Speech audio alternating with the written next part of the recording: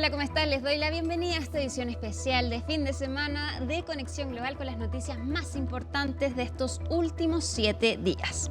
Y partimos con el terremoto de este viernes en Myanmar. El sismo de magnitud 7.7 se registró cerca de la ciudad de Mandalay. La profundidad fue de solo 10 kilómetros y fue seguido de una fuerte réplica de 6,4. El movimiento desató el pánico en la población y rápidamente las autoridades aseguraron que el número de víctimas sería de varios centenares. Myanmar es una de las naciones más pobres de Asia y atraviesa una guerra civil desencadenada por un golpe militar en 2021. Esto ha hecho complejo la recopilación de información fiable, sumado a que el país está gobernado por distintas milicias.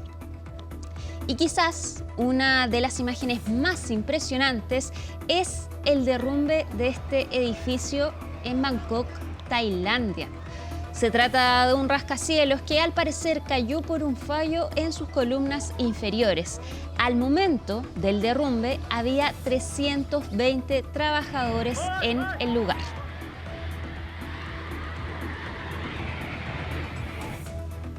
Y seguimos ahora en Estados Unidos, porque esta semana Donald Trump defendió a su equipo luego de que un periodista fuese ingresado por error a un grupo de chat de altos funcionarios del gobierno, donde planificaban el ataque de Estados Unidos a los hutíes de Yemen.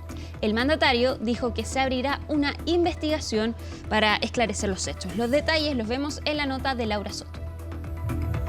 Imagine que es un periodista estadounidense cuando de repente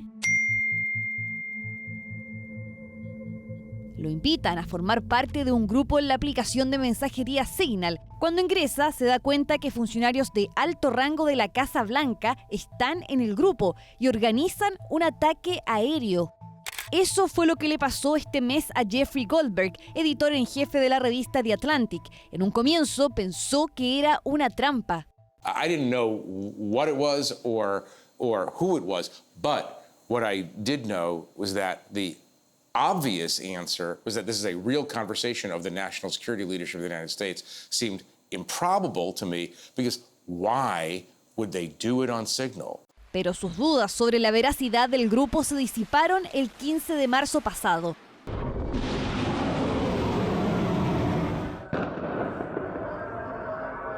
Ese día, Estados Unidos bombardeó objetivos hutíes en todo Yemen. Goldberg ya sabía que eso ocurriría, porque 2 horas antes, el secretario de Defensa Pete Hegseth envió al grupo el plan detallado del ataque. I asked various officials, including Pete Hegseth this morning, for comment. And the first question I had for everyone is this real? Are you sure that this is not a disinformation campaign run by a foreign state, a non-state actor of some sort, trying to target a journalist for reasons I couldn't explain? And they're like, no, this is apparently a real channel. El artículo de The Atlantic sugiere que fue el asesor de seguridad nacional Michael Waltz quien incluyó a Goldberg por error en el grupo el 13 de marzo. Ahí había 18 personas, entre ellos varios funcionarios del Consejo de Seguridad Nacional. Había un usuario llamado J.D. Vance, el vicepresidente de Estados Unidos. Otra persona identificada como MAR, quien podría haber sido el secretario de Estado Marco Rubio, entre otros funcionarios. El 14 de marzo, un día antes del ataque, J.D. Vance recomendó retrasar la implementación del plan. Sugería que la ofensiva contra los hutíes beneficiaría más a Europa que a Estados Unidos, ya que son ellos los que utilizan en mayor parte el canal de Suez, amenazado por el grupo insurgente. A su parecer, eso era inconsistente con el mensaje de Trump sobre Europa. Pete Hegseth, si crees que debemos hacerlo, adelante. Odio tener que rescatar a Europa otra vez. Asegurémonos de que nuestro mensaje sea claro, y si hay cosas que podamos hacer de antemano para minimizar el riesgo para las instalaciones petroleras saudíes, deberíamos hacerlo. Comparto plenamente tu aversión al aprovechamiento europeo. Es patético. Pero Mike tiene razón. Somos los únicos en el planeta, en nuestro lado de la balanza, que podemos hacerlo. Nadie más se acerca. La cuestión es el momento. Creo que ahora es tan buen momento como cualquier otro, dada la directiva del presidente de los Estados Unidos de reabrir las rutas marítimas. Creo que debemos hacerlo, pero el presidente todavía tiene 24 horas de margen de decisión.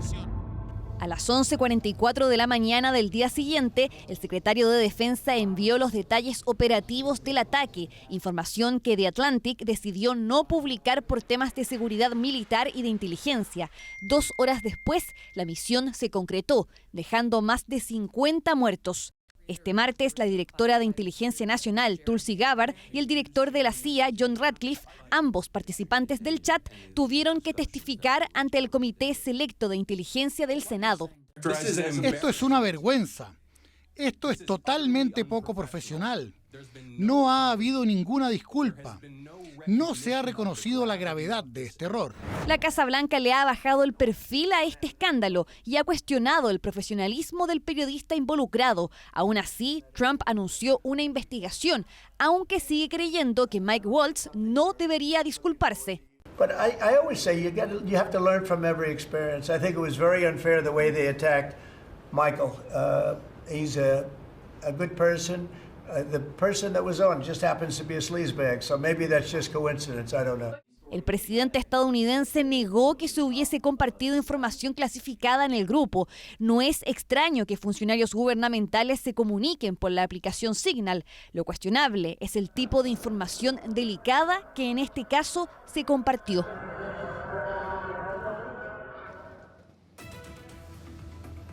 Varios estudiantes han sido detenidos en Estados Unidos por su presunto apoyo a Hamás. En algunos casos, los agentes del Departamento de Seguridad Nacional han realizado estas detenciones utilizando máscaras. John Miller, analista jefe de inteligencia y cumplimiento de la ley de CNN, pidió explicaciones al gobierno y esto fue lo que le respondieron. We've all seen the stories about students being arrested on campus or taken from their homes by DHS agents for their alleged support of Hamas during protest activities around college campuses. What we've also seen in some of these incidents is agents conducting those arrests wearing face masks. This is not a common law enforcement tactic in the United States, and advocates and lawyers and civil libertarians have raised the issue that being dragged from your home because of protest activity by masked agents is the kind of thing that doesn't happen in America. It happens in other countries. What? You're going to be under arrest. So turn around. We've asked DHS what's behind the tactic. Is it for a psychological advantage? Is it to hide the officers' identities? And if they're acting legally and properly, why hide their identities? If it's for officer safety, why don't they use the same technique when they're arresting mob bosses or terrorist suspects? A DHS spokesman from headquarters in Washington responded to our inquiries with the following. When our heroic law enforcement officers conduct operations, they clearly identify themselves as police while wearing masks to protect themselves from being targeted by known and suspected terrorist sympathizers. The spokesman added that they were disappointed that the media did not pay as much attention to the protesters who wore masks during the college demonstrations. El sistema sanitario en Gaza enfrenta una crisis devastadora, con los hospitales agotando sus recursos y sin suministros médicos esenciales. Los profesionales de la salud luchan por salvar vidas en medio de la creciente escasez de equipos y personal. Los heridos que llegan en condiciones críticas se enfrentan a un futuro incierto, mientras la situación empeora cada día debido a la falta de acceso a ayuda humanitaria. Jeremy Diamond nos cuenta más. 4-year-old Janine drifts in and out of consciousness. An Israeli airstrike hit her home last week while she was sleeping, killing her mother and 25 other family members. Bleeding from her brain, she desperately needs surgery. But her doctor says she won't survive that surgery in this Gaza hospital. They don't have the specialized equipment that's needed. For over 3 weeks, Israel hasn't allowed anything into Gaza. No food, no fuel, and no medical supplies. A blockade that is pushing hospitals here to the brink once again, endangering their ability to treat patients like Janine. So this is the drugs that we have in the department. Dr. Mohammed Mustafa, an Australian doctor volunteering at Al Ahli Hospital, says they are quickly running out of basic pain medications and anesthetics. And this is now the main hospital in northern Gaza. He says diagnostic equipment is also in short supply. The ER has no ventilators, one working ECG machine, and only one heart monitor can measure blood pressure. When we have these drone attacks and these missile strikes, we could have up to about 100 patients in here and only one area that can do blood pressure. And so when crisis hits, you can feel this already strained hospital buckling under the weight of it all. On the night Israel breaks the ceasefire with a massive aerial attack, every inch of this hospital is packed with casualties. In one corner, a relative pumps oxygen to keep his loved one alive. In another, a child screams out in pain. It didn't stop for about 4 or 5 hours. We were getting bodies continually coming in. Dr. Mustafa is 2 weeks into his second volunteer tour in Gaza, where the lack of resources is forcing him to make impossible choices. I remember I was putting in a chest drain into a man who had quite a collapsed lung, and I felt someone grab my ankle. And it was because there were so many bodies. There was a woman underneath the bed that had half a leg missing, who was holding onto my ankle, and she was asking me to help her. And I'm already halfway through the procedure with him that will save his life, and I've not even assessed her. I don't know if she's got other injuries as well, so I continued putting the chest drain in him, and she bled out on the floor, holding my ankle. And, you know, that's been very difficult for me to process. Where do you think things will be in 2 weeks? Will your hospital, will the healthcare system be able to survive? Unfortunately, I think if there isn't a resolution in the next few days with regards to food, water, electricity and medicine and the ramp up of medical personnel, a lot of people are going to die. Gaza's healthcare system crumbling once again, just as the situation had begun to improve after 6 weeks of ceasefire that saw a surge of humanitarian aid. We were able to bring in many medications and many medical disposables during the 6 weeks. It is true, it has improved. The situation has drastically worsened, unfortunately, in the last 2 weeks due to the fact that the crossings are closed. You are talking about fuel for the movement of ambulances. It doesn't exist, and people are operating on whatever scarce resources are left from the 6 weeks of the ceasefire. As hospitals begin limiting ambulance transfers due to a lack of fuel, casualties now arriving at hospitals on horse-drawn carts. Patients needing specialized care are left in limbo, facing sky-high risks of infection and an uncertain future as Israel ramps up its attacks. Yesterday's survivors risk becoming tomorrow's dead. Y en un movimiento inédito, cientos de personas en Gaza están protestando masivamente en contra de Hamás. El primer ministro israelí, Benjamín Netanyahu, aprovechó estas manifestaciones para defender sus operaciones militares y amenazó con ocupar más territorio del enclave palestino. Laura Soto nos cuenta más.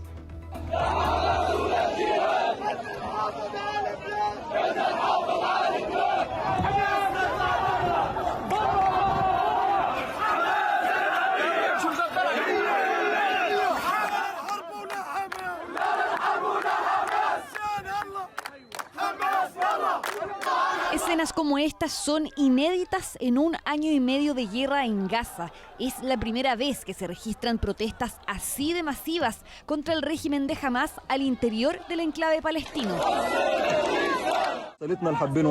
El mensaje que queremos transmitir primero a la ocupación israelí es: paren la guerra, paren el derramamiento de sangre que está ocurriendo, no podemos tolerarlo más.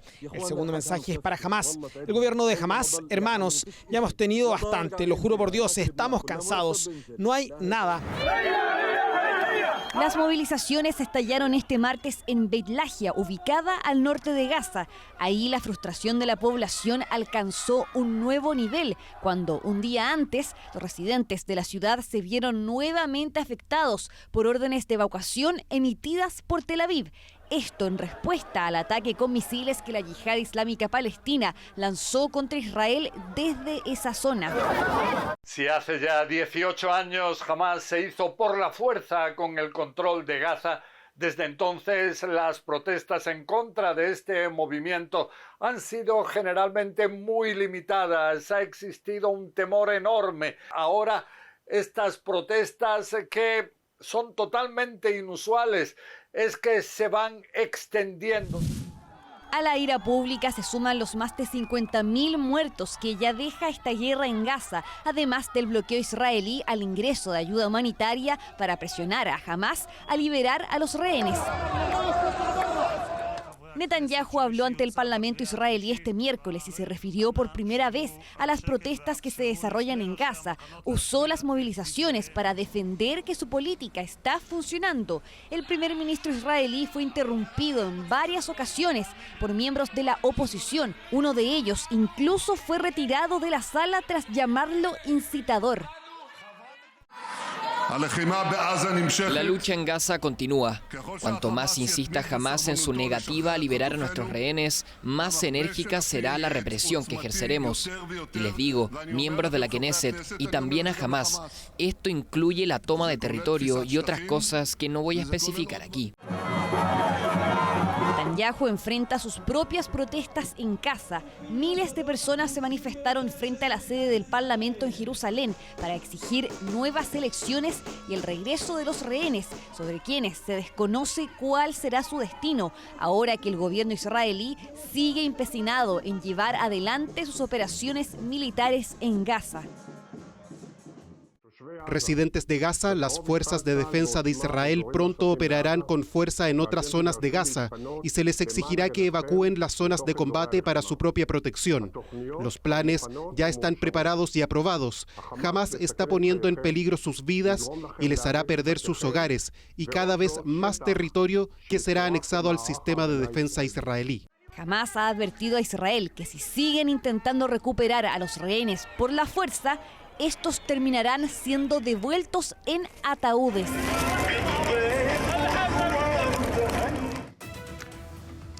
Y unas imágenes difundidas por el Centro para la No Violencia Judía y geolocalizadas por CNN muestran lo que, según el grupo, fue un violento ataque a sus activistas por parte de colonos israelíes en Cisjordania. Los videos se grabaron en la zona en la que presuntamente también fue agredido este lunes el director palestino ganador de un Oscar. Veamos.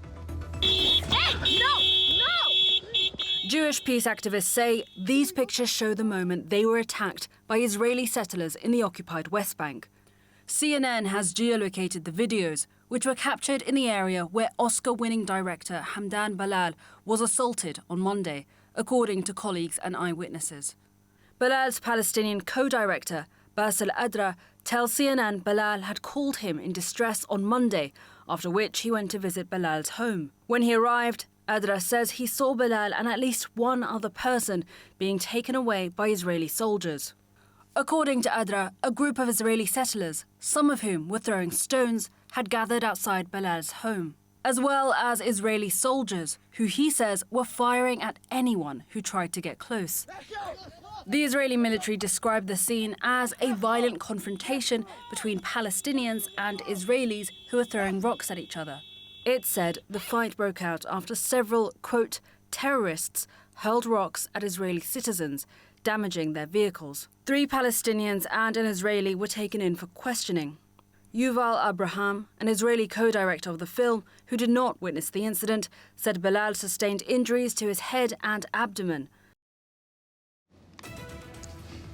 Y el pasado domingo el Papa Francisco recibió finalmente el alta médica tras pasar más de un mes y medio internado en un hospital de Roma. El sumo pontífice pudo saludar brevemente a sus seguidores y ya regresó al Vaticano para comenzar su reposo de 2 meses. Darío Rifo nos cuenta más.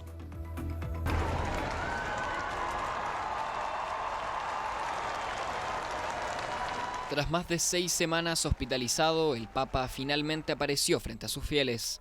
Durante los 2 minutos que estuvo en el balcón del Hospital Gemelli de Roma, el sumo pontífice mantuvo el pulgar arriba y saludó a sus seguidores, incluyendo a Carmela, mujer que lo visitó diariamente desde su ingreso. Grazie a tutti e vedo questa signora con I fiori gialli. È brava.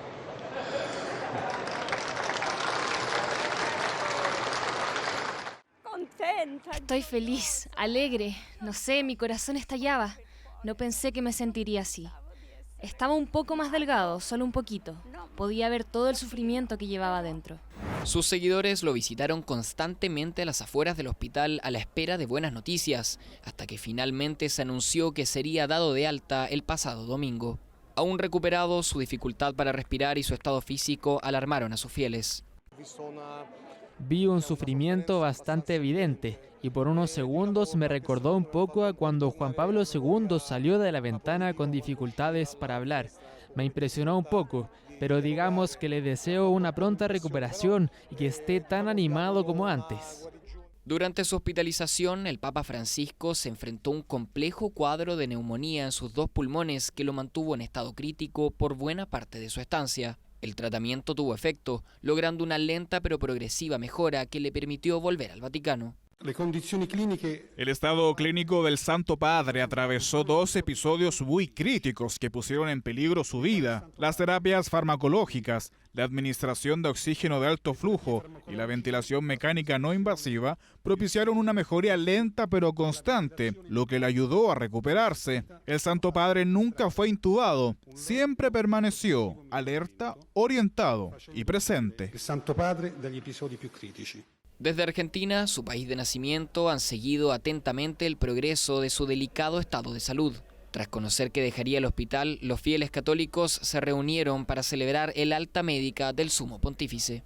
Con muchísima satisfacción, con muchísima alegría que el Papa se está recuperando. No sé, si a lo mejor tendría que estar más tiempo en la clínica. Es una persona grande y debe cuidarse mucho. Igual lo van a seguir atendiendo muy bien. En donde va a ir, ¿no? Va a estar bien cuidado. Y bueno, esperemos que se reponga.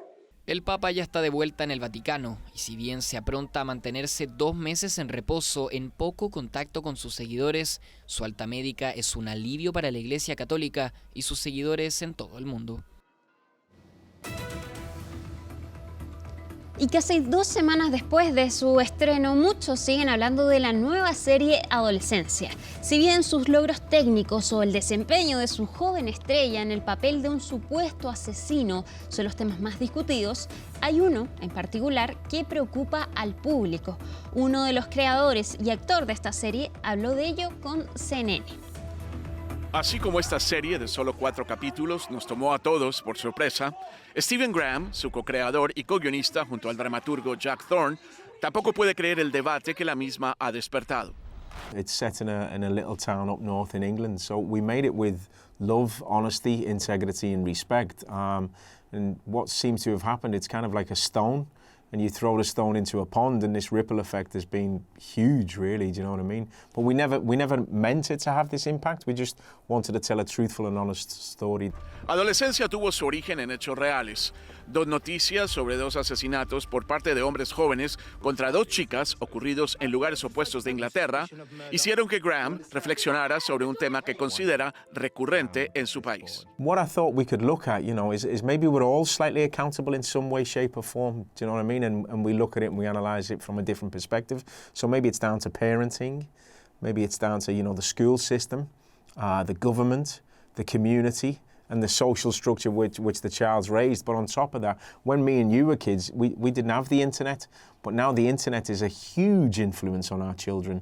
And in many cases, it's parenting our children just as much as we are, and it's educating our children just as much, if not more, than our schools are. En una mirada temprana y rápida, el espectador quizás se enfoque en especular sobre la autoría del crimen, siendo un chico de 13 años quien es acusado inicialmente del mismo.